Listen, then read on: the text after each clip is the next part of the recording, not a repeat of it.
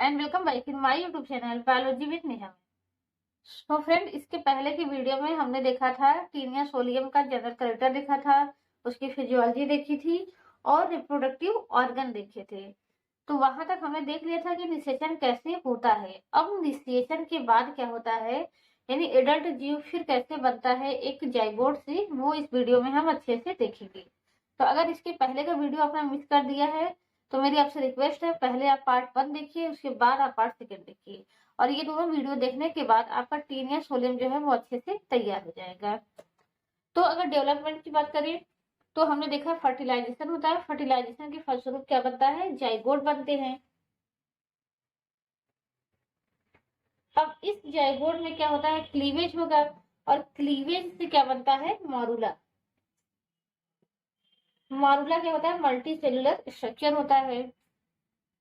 तो जाइगोट बनता है, जाइगोट से मॉरूला बनता है, और ये जो जाइगोट बनता है, बनता कहाँ है, ओवी डक्ट में बनता है, और ओवी डक्ट के ही नीचे एक स्ट्रक्चर हमने बताया था पाया जाता है ऊ टाइप, और ऊ टाइप के अंदर जो होते हैं मटेरियल होते हैं, उनसे जाइगोट के ऊपर क्या होता है, एक सेल का निर्माण हो जाता है, और ये सेल अभी तक रहेगा। तो फिर उसके बाद क्या होता है, मारूला बनता है। फिर इस मारूला से जो है वो निर्माण होता है आंकोस्फीयर का। आंकोस्फीयर, देखिए आंकोस्फीयर और हेक्साकेंथ ये दोनों क्या होते हैं, हेक्साकेंथ। अब होता क्या है कि ये मारूला जो होता है इसके ऊपर 6 हुक आ जाते हैं, 6 हुक आ जाते हैं, इसीलिए इसको हम क्या कहते हैं, हेक्साकेंथ कहते हैं। हेक्सा मतलब 6, और साथ ही साथ ये क्या होता है, 3 मेम्ब्रेन से घिर जाता है। सबसे बाहर वाला कहा जाता है एम्ब्रियोफोर, एम्ब्रियोफोर, और उसके नीचे वाले ये जो 2 होते हैं जो हमने ब्लैक कलर से बनाए हैं, इसको कहा जाता है आंकोस्फीयर मेम्ब्रेन या हेक्साकेंथ मेम्ब्रेन, हेक्साकेंथ मेम्ब्रेन। तो हेक्साकेंथ के ऊपर 2 हेक्साकेंथ मेम्ब्रेन और एक एम्ब्रियोफोर मेम्ब्रेन आ जाता है। तो hexacanth with its all membrane called oncosphere, यानी आंकोस्फीयर की जब बात करेंगे तो उसमें एम्ब्रियोफोर भी आ जाएगा, हेक्साकेंथ मेम्ब्रेन भी आ जाएगा, और हेक्साकेंथ तो आएगा ही, लेकिन जब केवल हेक्साकेंथ की बात करेंगे तो उसमें क्या होगा, मेम्ब्रेन नहीं होगा। तो ये अंतर होता है आंकोस्फीयर और हेक्साकेंथ में। अब यहाँ तक का डेवलपमेंट जो होता है वो मानव के अंदर ही होता है, और इसके बाद होती है घटना एपोलाइसिस की, या जिसको हम एपोलिसिस भी कहते हैं। अब इस एपोलिसिस में क्या होता है, ये बहुत ही इंपॉर्टेंट प्रोसेस है। तो हमने बताया था ये जो एनिमल्स होता है ये क्या होता है, नेक रीजन से क्या होता है, नेक रीजन से बढ़ता रहता है, यानी नेक रीजन से इसमें क्या होते हैं, सेगमेंट ऐड होते रहते हैं, और इसका जो पोस्टीरियर रीजन होता है, सबसे पीछे वाला रीजन होता है, वहां से सेगमेंट क्या होते हैं, ब्रेक डाउन होते हैं। तो 4 से 5 सेगमेंट का ग्रुप जो होता है वो बार बार बॉडी से इस तरीके से डिटैच होता रहता है। इसी प्रोसेस को ही हम क्या कहते हैं, एपोलिसिस कहते हैं, यानी detachment of posterior segment from the body is called apolysis. तो ये रहता कहाँ है, मनुष्य के छोटी आंत में रहता है, तो छोटी आंत में ये सेगमेंट फ्री हो जाएंगे और फिर मानव के फीकल मैटर के साथ कहाँ जाएंगे, बाहर आ जाएंगे।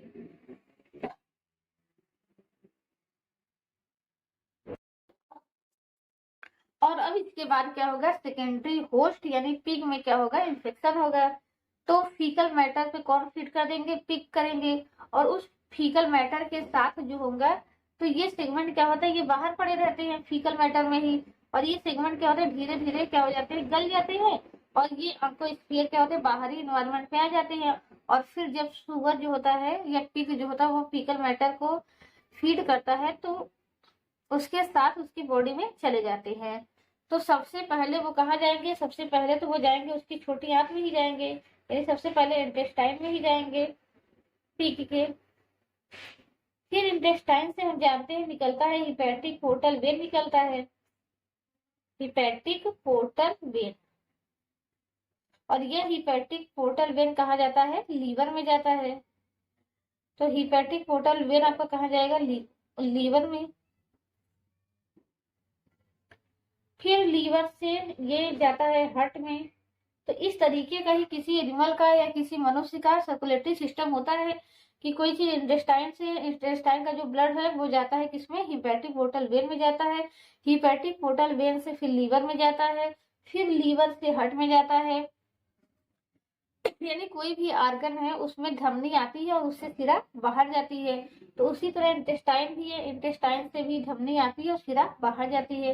तो इससे जो सिरा बाहर निकलती है इंटेस्टाइन से उसको कहा जाता है हिपैटिक पोर्टल वेन। और ये सीधा हार्ट में ना खुल करके बाकी जितने भी अंग होते हैं उनसे जो सिरा निकलती है वो जाकर के कहाँ खुलती है, सीधा हार्ट में खुलती है। लेकिन इंटेस्टाइन से जो वेन निकलती है वो सीधा हार्ट में ना खुल करके पहले लीवर में खुलती है। इसलिए खुलती है क्योंकि यहाँ से जो ब्लड जा रहा है उसमें क्या है, पोषक पदार्थों की अधिकता है। तो वो पहले लीवर में जाता है कि लीवर आवश्यकता से अधिक पोषक पदार्थ जो है वो रिजर्व कर ले, और बाकी का कहा जाता है हार्ट में जाता है, और हार्ट के द्वारा बाकी आर्गन में सेंड कर दिया जाता है। तो ये अलग से भी पूछा जाता है कि पोर्टल वेन क्या होते हैं, मनुष्य में कितने पोर्टल वेन होते हैं, तो वो तो हम कभी और भी देखेंगे। तो हार्ट में जाएगा, और हार्ट से क्या होती है, प्रत्येक ऑर्गन को, प्रत्येक मसल्स को ब्लड की सप्लाई होती है। तो हार्ट से ब्लड कहाँ जाएगा, वॉलंटरी मसल में जाता है। वॉलंटरी मसल्स के द्वारा अब ये कहाँ पहुंच गए, पिग के वॉलंटरी मसल्स में पहुंच गए। अब इनका फाइनल स्थान यही है, वॉलंटरी मसल्स। यानी वॉलंटरी मसल्स में ही अब इनका क्या होगा, आगे का डेवलपमेंट होगा। तो जब ये मनुष्य के इंटेस्टाइन में पहुंचता है कौन, ऑन्कोस्फीयर। तो ऑन्कोस्फीयर के पहुंचने के बाद जो इंटेस्टाइन में जो जूस होते हैं, एल्कलाइन जूस होते हैं, उसकी वजह से इसका तीनों मेम्ब्रेन क्या हो जाता है, वो डाइजेस्ट हो जाता है, और हेक्सा केंद्र क्या होता है, फ्री हो जाता है। फ्री होने के बाद ये हेक्सा केंद्र आपका कहाँ पहुंचता है, ये पहुंचता है वॉलंटरी मसल्स तक। और वॉलंटरी मसल्स तक पहुंचते पहुंचते इसका जो हुक है वो भी क्या हो जाता है, नष्ट हो जाता है। फिर इसके अंदर क्या हो जाती है, फ्लूइड फील्ड एक कैविटी बन जाती है। यानी जो प्लाज्मा फ्लूइड होता है वो इसके अंदर आता है, और एक फ्लूइड से भरा इसके अंदर क्या बन जाती है, कैविटी बन जाती है। फिर इस कैविटी के अंदर क्या होता है, इनवेजिनेशन होता है। यानी ये फोल्ड जो होता है वो अंदर की तरफ धंसता है, जैसे गुब्बारे को धंसाते हैं, गुब्बारा फूला होता है उसी तरीके से इसकी भी संरचना होती है। यानी ये अंदर से खाली हो जाता है, और खाली स्थान में क्या हो जाता है, एक फ्लूइड भर जाता है जो प्लाज्मा का फ्लूइड होता है। फिर इसके बाद क्या होता है, इनवेजिनेशन होता है। इनवेजिनेशन होने के बाद इसके अंदर ही क्या बन जाता है, स्कॉलेक्स बन जाता है। तो यहाँ क्या हो रहा है, इनवेजिनेशन हो रहा है, इनवेजिनेशन। इसको हम क्या लिखेंगे, हुक लिखेंगे। और इसके अंदर ही आपको क्या बन जाएगा, स्कॉलेक्स बन जाएगा। लेकिन इस स्कॉलेक्स को हम यहाँ भी क्या नाम देते हैं, प्रोस्कॉलेक्स। अब प्रोस्कॉलेक्स तक का डेवलपमेंट कहाँ होगा, पिग के अंदर होगा। तो यहाँ तक का हमने प्रोसेस देखा था कि ये जो बना है ऑन्कोस्फीयर, यहाँ तक के बनने का प्रोसेस कहाँ होगा, मनुष्य के अंदर। ये पिग के अंदर गया, पिग के अंदर जाने में बस इतना ही चेंजेस हुआ कि जो इसका मेम्ब्रेन था वो हट गया, और इसके अंदर इनवेजिनेशन द्वारा क्या हो गया, प्रोस्कॉलेक्स का निर्माण हो गया। इसके बाद क्या होता है, इसका प्रोसेस रुक जाता है, यानी यहाँ पर इसका निर्माण, सॉरी इसका बाद इसके आगे इसका डेवलपमेंट नहीं होता। अब होगा क्या, ये फिर से प्राइमरी होस्ट के अंदर इसका इन्फेक्शन होगा। वो होता कैसे है, क्योंकि अब ये रह कहाँ रहा है, उसकी मसल्स में रह रहा है। तो जब कुछ लोग जाते हैं पिग का मांस खाते हैं, उसको पॉर्क कहते हैं।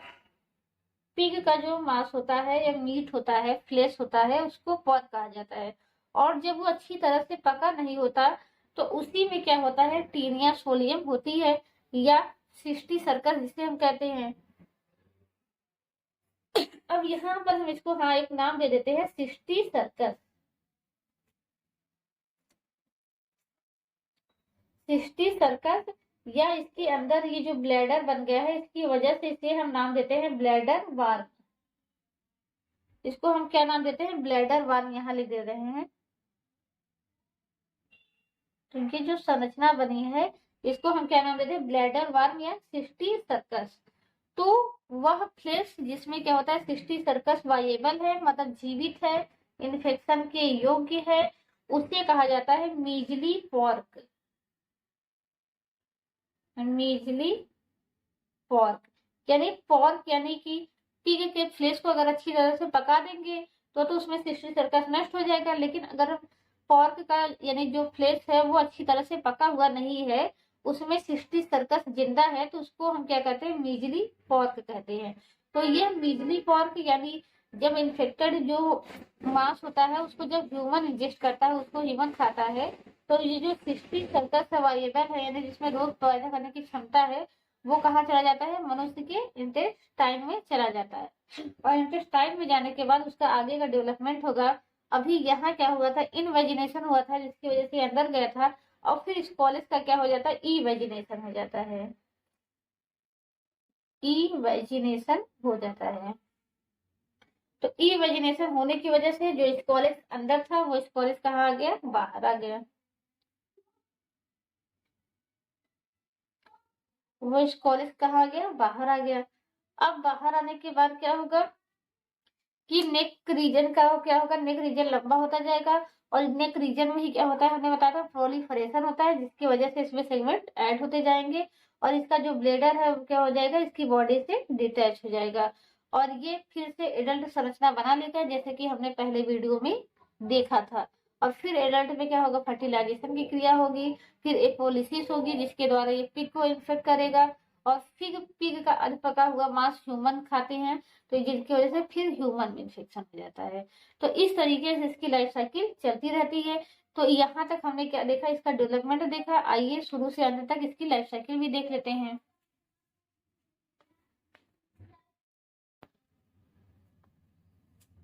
तो आइए अब इसका क्या देखते हैं, लाइफ साइकिल देखते हैं। अगर मनुष्य के अंदर देखें इन्फेक्शन कैसे हो रहा है, तो मनुष्य के अंदर जो इन्फेक्शन हो रहा है किसके द्वारा हो रहा है, सिस्टी सर्कस या ब्लैडर वर्म के द्वारा, सिस्टी सर्कस या ब्लैडर वर्म के द्वारा। और यहाँ पर क्या होता है, जब सिस्टी सर्कस कहाँ चला जाता है, मनुष्य की इंटेस्टाइन में चला जाता है, किसके द्वारा, मीजली पॉर्क खाने के द्वारा। तो फिर वहां जाने के बाद क्या करता है, ये एडल्ट में डेवलप हो जाता है। फिर एडल्ट के अंदर फर्टिलाइजेशन की क्रिया होती है, जिसके फलस्वरूप क्या होता है, फर्टिलाइज एग बनते हैं, और फिर फर्टिलाइज एग से क्या बनता है, ऑन्कोस्फीयर बनता है, और फिर प्रोसेस होता है किसका, एपोलिसिस का, एपोलिसिस का प्रोसेस होता है, जिसके द्वारा इसका सेगमेंट क्या होता है, ग्रेविड प्रोग्लोटिड, जिससे मेनली कहते हैं ग्रेविड प्रोग्लोटिड। तो ग्रेविड प्रोग्लोटिड मैंने बताया था वो पोस्टीरियर सेगमेंट होता है, जिसमें मेल और फीमेल रिप्रोडक्टिव ऑर्गन क्या होते हैं, जनरेट हो जाते हैं। केवल और केवल क्या होता है, ब्रांच यूट्रस होता है, ब्रांच यूट्रस होता है, और किसके फील्ड होता है, आपको स्फीयर से। और जब ये जो सेगमेंट है ग्रेविड प्रोग्लोटिड, ये बाहर आता है, तो ग्रेविड प्रोग्लोटिड सेगमेंट जो होता है वो डीजनरेट हो जाता है, और इसके अंदर जो बचा है आपको स्फीयर, वो क्या होता है, फ्री हो जाता है। फ्री होने के बाद फीकल मैटर के साथ ये कहाँ जाते हैं, पिग के इंटेस्टाइन में आ जाते हैं। पिग के इंटेस्टाइन में आने के बाद जो ऑन्कोस्फीयर पे यानी जो हेक्साकेंथ पे सभी मेम्ब्रेन है हट जाते हैं, और ये क्या बन जाता है, हेक्साकेंथ बन जाता है। अब ये हेक्साकेंथ पिग की इंटेस्टाइन से कहा जाता है, ये जाता है उसकी स्ट्रिप्टेड मसल पे, स्ट्रिप्टेड मसल यानी वॉल्यूंटरी मसल्स में, और वॉल्यूंटरी मसल्स के द्वारा यानी जब पिग का मांस खाया जाता है यानी पोर्क खाया जाता है, तो उस पोर्क के द्वारा फिर से यहाँ चला जाता है, मनुष्य के अंदर चला जाता है। तो इस तरीके से इसकी लाइफ साइकिल मूव ऑन करती है। यहाँ से यहाँ तक की बात करें तो ये कहाँ तक की घटना है, ये मैन में होता है, और यहाँ से यहाँ तक की घटना जो है वो पिग के साथ होती है। तो मैन इसका क्या है, प्राइमरी होस्ट है, पिग इसका क्या है, सेकेंडरी होस्ट है। प्राइमरी होस्ट और सेकेंडरी होस्ट किस बेस पे डिसाइड होता है, ये डिसाइड होता है कि कोई भी परजीवी है, पैरासाइट है, उसका जो एडल्ट फेज है वो किस में पाया जा रहा है। तो एडल्ट फेज इसका टीनिया सोलियम का हमने देखा किस में अंदर है, मैन के अंदर है। और यहाँ पर देख रहे हैं पिग के अंदर क्या है, इसके कुछ सर्टेन स्टेजेस हैं। तो इस तरीके से इसकी लाइफ साइकिल जो होती है वो पूरी होती है, primary host to secondary host. तो अगर आपको वीडियो अच्छा लगा हो, पसंद आया, तो वीडियो को लाइक करिएगा और शेयर करिएगा। अगर आपकी कोई क्वेरी है, कोई डाउट है, तो प्लीज कमेंट करके पूछिएगा। Thank you so much.